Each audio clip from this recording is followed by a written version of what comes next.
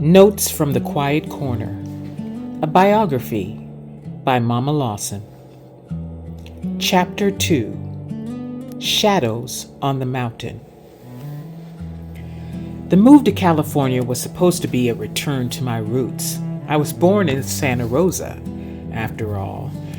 But the world I found was a far cry from the sun-drenched beaches of my first memories. Instead of the open freedom of the coast, we lived in a beautiful, lonely house tucked deep into the mountains of Healdsburg.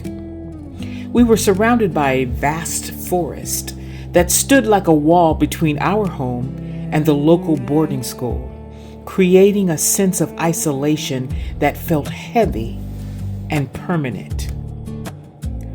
In that house, the silence was different. It wasn't the peaceful quiet of a home at rest. It was the hollow silence of a family that had lost its center. My mom was doing the impossible, trying to juggle her career and 8 children, but the math of one parent against 8 lives never adds up. While she was away building her professional life, a woman with 5 degrees navigating a world that rarely saw her brilliance, the house belonged to the siblings. And in that power vacuum, the hero era of my childhood officially ended. The new law of the house. With my father gone, my eldest brother became the man of the house. It was a role he never wanted, and he wore his resentment like a weapon. He didn't lead with my father's steady hand. He led with psychological terror.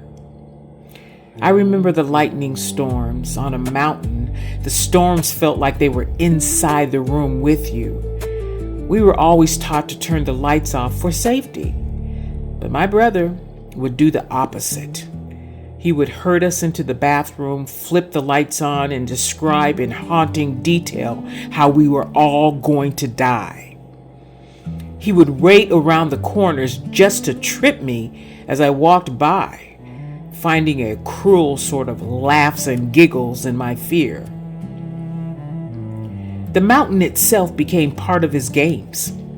He would pile us all into an old station wagon and drive down those steep, winding roads in pitch blackness, cutting the headlights just to hear us scream. It was a constant state of alert. The safety net of my father had woven was gone, replaced by a jagged landscape of sibling rivalry and misplaced anger. The Lone Ranger and the Falling Glass. Being number 7 in a line of 8 meant I lived in a strange gap. My 3 older sisters were close in age, a tight-knit trio that moved through the world as one. I was 6 years younger than my eldest sister, a distance that felt like an ocean. Below me was my youngest brother, the true baby who commanded the attention I had once known. I became a solitary creature. I spent most of my time walking those California woods alone.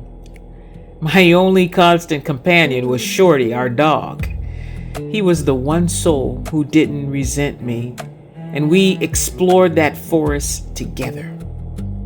A little girl and her dog navigating the shadows. I don't even know what became of him. The fog of my childhood swallowed his end.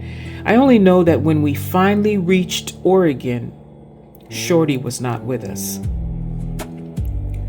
While in that house, the spiritual foundation of our home shifted. My mother met a missionary and was convinced to leave the Catholic Church for a fervent, non-denominational faith. Our home transformed into a place of intense Bible studies. I remember one night vividly. We were gathered in a large circle, holding hands in prayer, and above us hung a massive, heavy chandelier. As the praying grew more intense, the ceiling seemed to give way. The chandelier plummeted, crashing into the center of our circle, glass shattering like a lightning strike. To the adults, it was a sign. To me, it was the moment my fear of God took root.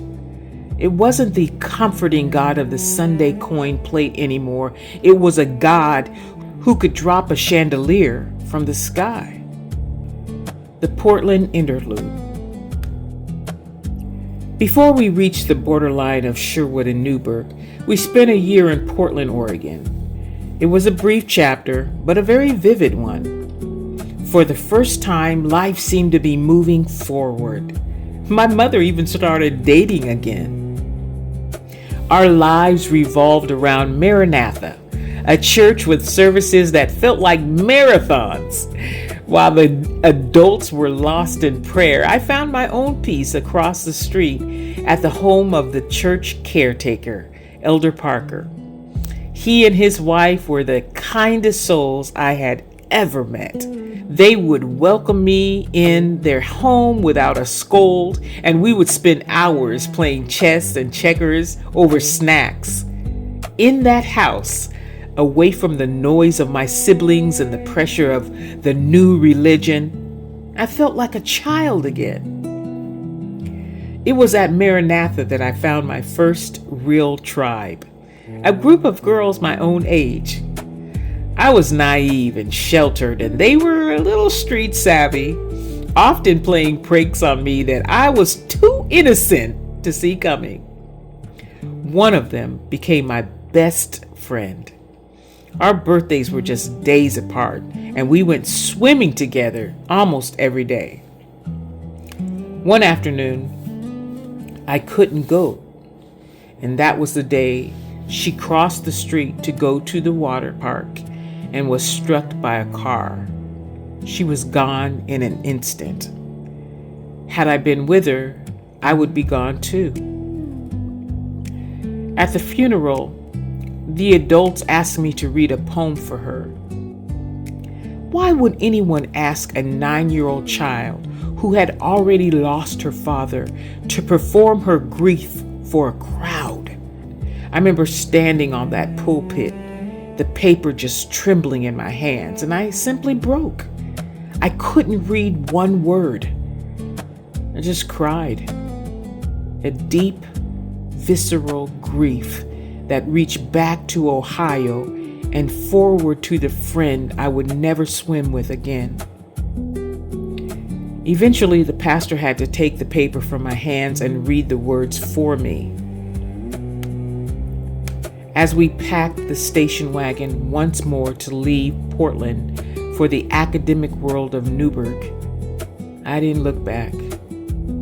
I had learned that looking back only showed you what was missing. A hero in Ohio, a dog in the mountains, and a best friend in a casket. I turned my eyes toward the future, wondering if a professor's daughter was allowed to be as broken as I felt.